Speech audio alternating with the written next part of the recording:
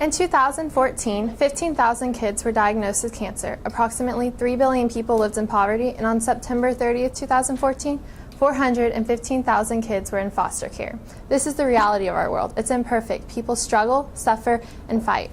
But if all it takes is one person to show compassion to another, as Muhammad Gandhi said, in a gentle way, we can shake the world.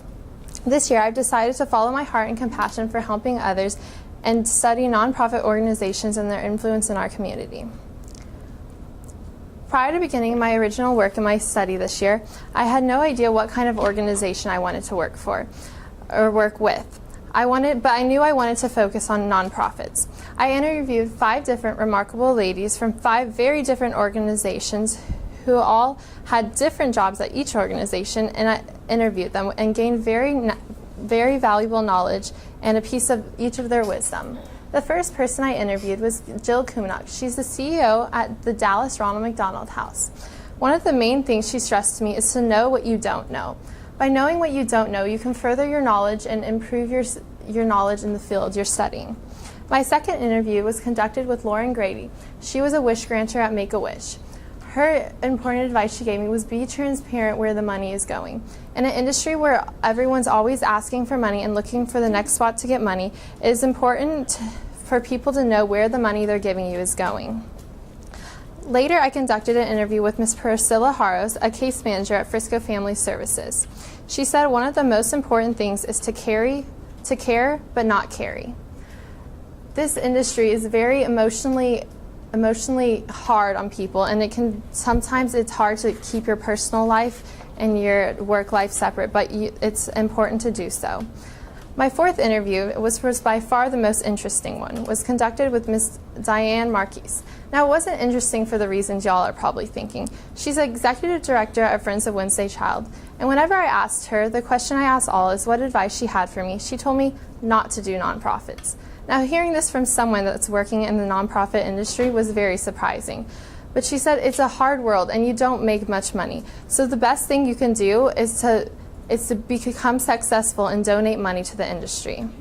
Now, while I was appreciative of her advice, I kindly set that aside and moved on and decided I still wanted to work with a nonprofit organization. My fifth interview, and the one that has had the longest impact on me, was my interview with Miss Lindsay Speed. She is the Director of Programs at Traffic 911. Prior to going to this interview, I had no idea what youth sex trafficking was, or that it was even a problem in Texas or the United States at all. We always think of the movie Taken and think it happens overseas, or happens like they come take the girls from underneath our eyes and just take them to another country and traffic them. But it actually happens in our very own backyards. One of the things she told me is it's very hard to know how to deal with a traumatic situation, and that fundraising is the most difficult aspect of nonprofit organizations. Prior to beginning my original work project and choosing a mentor, I did some research. And some of the biggest things I found was I decided I wanted to focus on youth sex trafficking. And the biggest things about youth sex trafficking is modern day slavery. The Global Slavery Index estimates that 45.8 million slaves are in the world today. This industry of the youth sex trafficking is a $150 billion industry. The United Nations say only 99% of victims that are being sex trafficked won't be rescued. Sorry, so that's only 1% of the victims will ever be rescued. In the United States, the average age of entry for sex trafficking is 12 to 14 years old, and Texas is ranked the second state for youth sex trafficking in the U.S., behind California.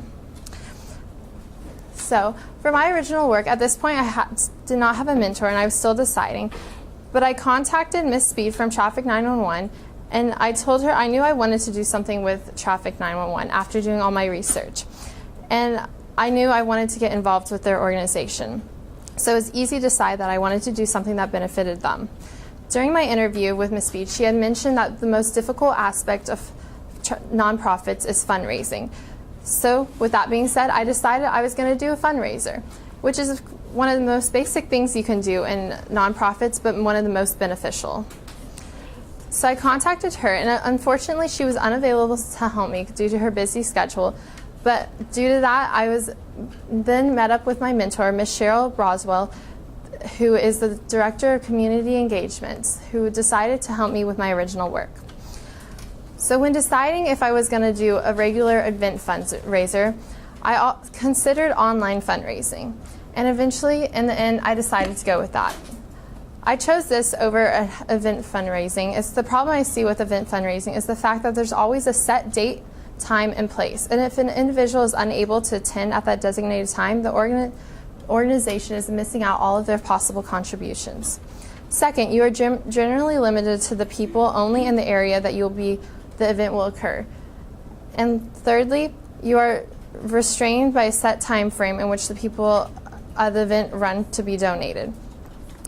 At this point, I had decided to partner with Addison Fulmerfell, another ISM student in marketing, to help market my fundraiser.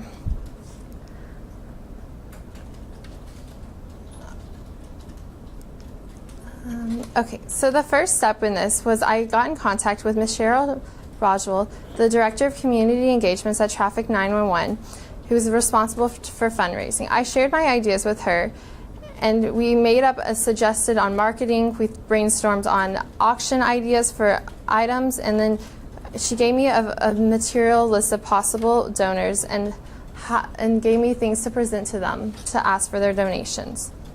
Next, I made a contact list of people who would possibly be willing to donate, and then I went around and I gathered my donations. On my donation list, I had several artists who I contacted via email. 2 of the artists got back to me, and however, 3 of them did not donate artwork to the auctioned off. But that's okay. It's all about reaching out and failing sometimes.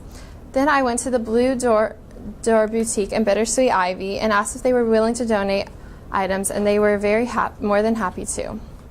I researched online. I researched some possible auction softwares, and I decided to stick with this platform, the Bidding Owl, which is specifically meant for nonprofit organizations and fundraising. Setting up the site was the next step. I had to get approval for Traffic 911 to have my fundraiser associated with them and to use their information on this site. And the 6th step was probably the most difficult one, which was setting up the payment method. According to the IRS, I am not a nonprofit organization or a business, so at no point could I ever be in possession of the money. So I had to find a way to have the money go straight to Traffic 911. And so we took some time, and we had to figure out how to set up a PayPal account linked to Traffic 911 and the fundraiser, but eventually did it, and I officially opened my fundraiser on December 21st, 2016, with a total of 9 auction items to be auctioned off. Next, I met up with Addison, and we came up with some emails and advertisement ideas on how to market the fundraiser. On December 26th, I got an email from a local photographer saying that she'd like to donate to my fundraiser. This was a huge thing for me, to have people reaching out and wanting to contribute to a cause that I was so passionate about. The fundraiser closed on January 1st, 2017, raising a total of $1,865. This was remarkable for my first fundraiser, and I am so happy and appreciative to everyone that donated. After this, I sent out invoices thanking everyone that participated, and later we found out that another handful of people went onto the Traffic 911 site and donated through them. And this is the site I set up, which I am very proud of, and it went better than I could have ever asked for. So my mentor, this experience was very rewarding and beyond grateful to have the opportunity to raise money for an amazing cause. But most of all, I'm thankful for the opportunity to share modern day slavery and how it's affecting people around the world. For the night of the showcase was a very special night to me. I got to talk to so many people about youth sex trafficking and how it's happening in our very backyard and bring the issue to their attention. I was surprised, yet it was expected, to see the number of people that never knew that youth sex trafficking occurred in our community. While many people were shooken by the fact, every single person wanted to take action and asked me how they could help Traffic 911 in their cause. As much as this project was about raising money for Traffic 911, more importantly, it was about bringing awareness to the issue of youth sex trafficking.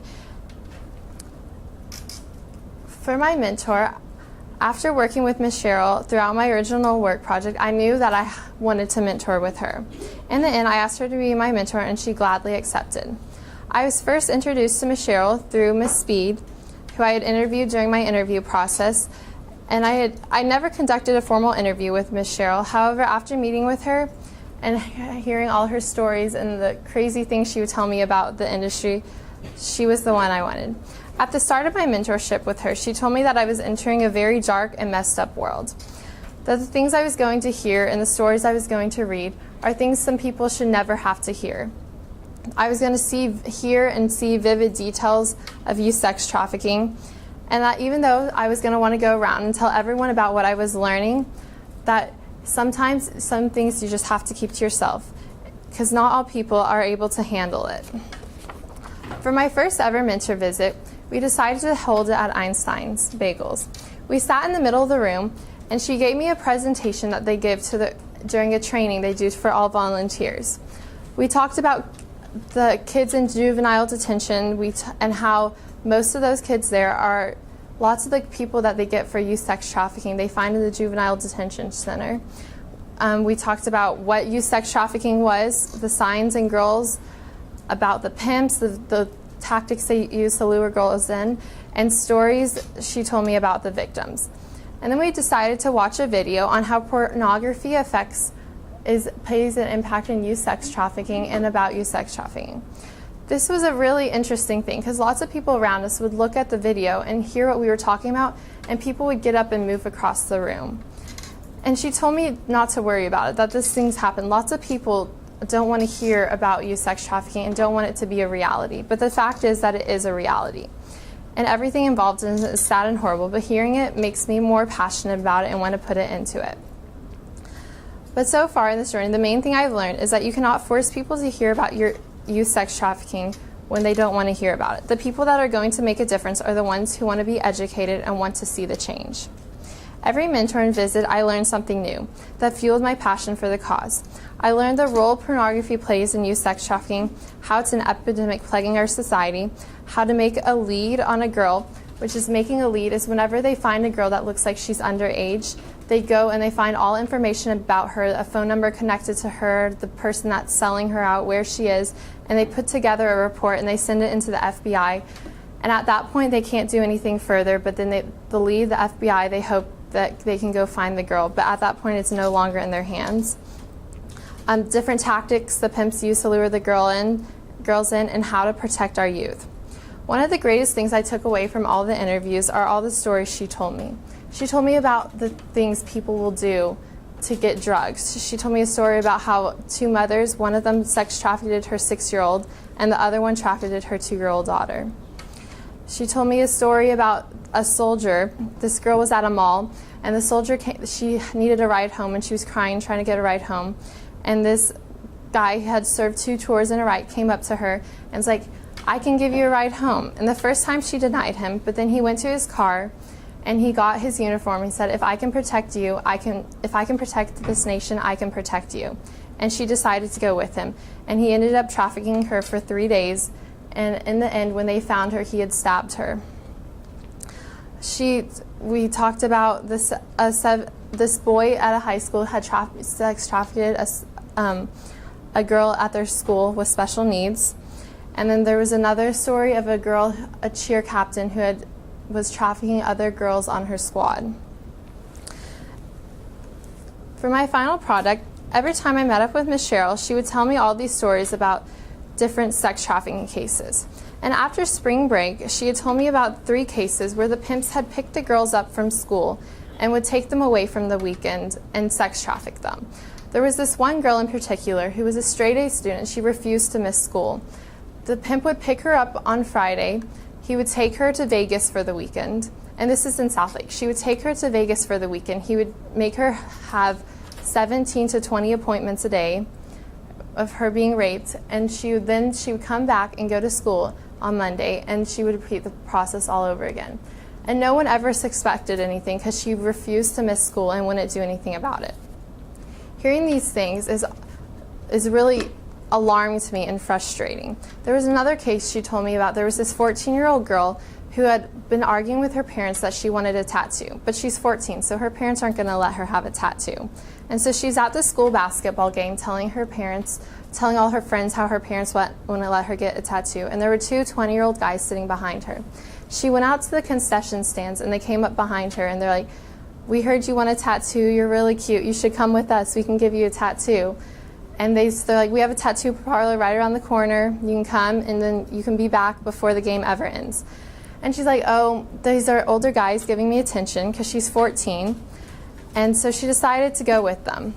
They ended up taking her, and they took her to a basement and raped her 10 times a day for 9 days. So hearing all these stories about things that happen at schools, I had talked to my mentor about it, and she said schools and teachers and staff are one of the first people that can identify a girl being sex trafficked. So for my final product, I decided to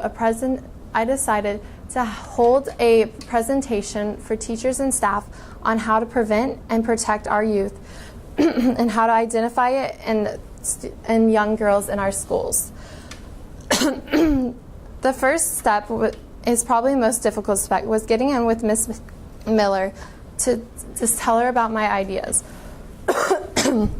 Sorry. I contacted her early on, and I requested a time to meet with her.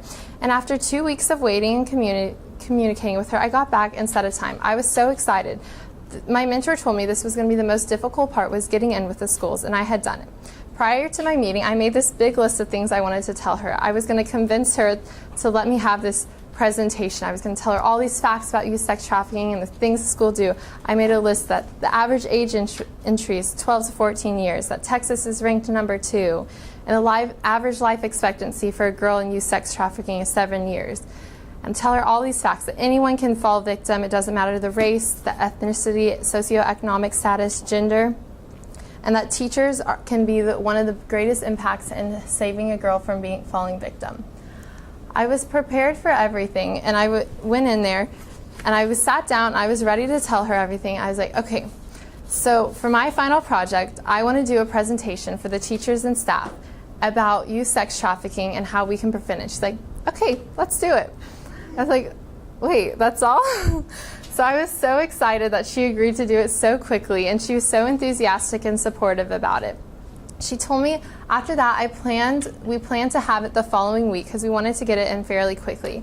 I made flyers and handed them to her, and she put them in all the teachers' boxes and sent out an email to all the teachers telling them about what I was doing, which is so kind of her, and I'm very grateful for all her help and support.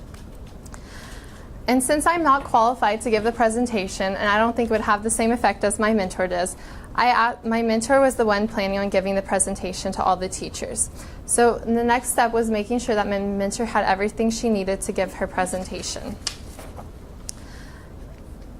So when it came time, our goal was to educate teachers on what youth sex trafficking is and how teachers are the best people to identify a child being trafficked.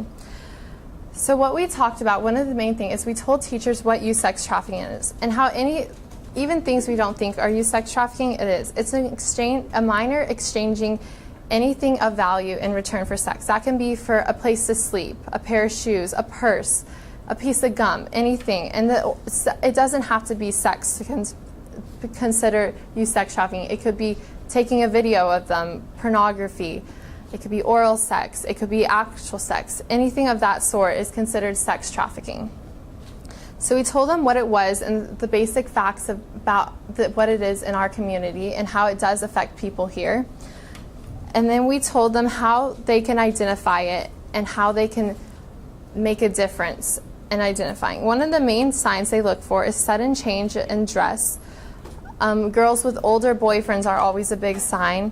Inappropriate display of clothes for inappropriate weather. So if it's warm outside and a girl's wearing all long sleeve clothes, that could be a sign that she is bruising.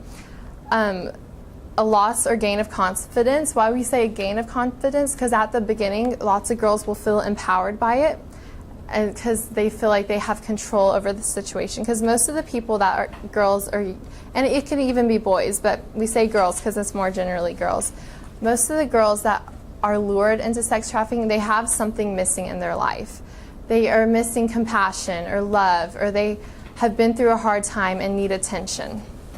So lots of these pimps will come in and lure these girls in and be that boyfriend person for them, and they'll almost mold them into thinking, they'll just groom them into thinking they're boyfriend, and then they'll be like, hey, we're in a hard time, so we just need you to do this, and they'll sell them for sex trafficking, and then they'll be like, we're just going to get through this hard time, we need some money to pay for rent, and then we'll do it. And then it turns into this greater thing, and it's a never-ending cycle. There's a statistic that almost every time a girl will get out, she will go back to her pimp at least 9 times. So it's a very hard place to get out of. So one of the things we told teachers is that they can do is that to form relationships with people that they suspect might be being trafficked. Girls don't want you to be suspicious, and like no one's going to admit they're being trafficked. It's not, lots of people that are being trafficked are in denial of it. So we told them by forming relationships, you can kind of work around it. Be someone that they trust, that they can trust, and that they can come to you with anything. So we had this presentation, and it went better than I could ever ask for. That we had almost 50 people there, teachers here at Frisco High School, and people even wanted to go further and see more presentations. I wanted to get these presentations in schools, which is what I wanted to happen. Because my mentor in the beginning, she told me her goal, she had always wanted to have presentations in schools, so I decided to make that happen. So about 8 months ago, I could never imagine being where I am today. This journey started as a way for me to learn more about nonprofit organizations and to see what they had offered and others that interested me. However, today I stand here determined and more passionate than ever to become an advocate to put it into youth sex trafficking. I'm thankful for all the people that have helped me in this industry, and my mentor Cheryl has been beyond wonderful to me, and I could never ask for a better mentor. Leaving today, I hope everyone's more aware of youth sex trafficking and how it impacts our community. Even though we don't think it, never judge anyone based on what they see. Get to know someone before you judge them. You never know what's going on, and they could be being trafficked. Not everyone, but it could be possible. And if we need to be more aware of what's going on and how this affects our community. Thank you.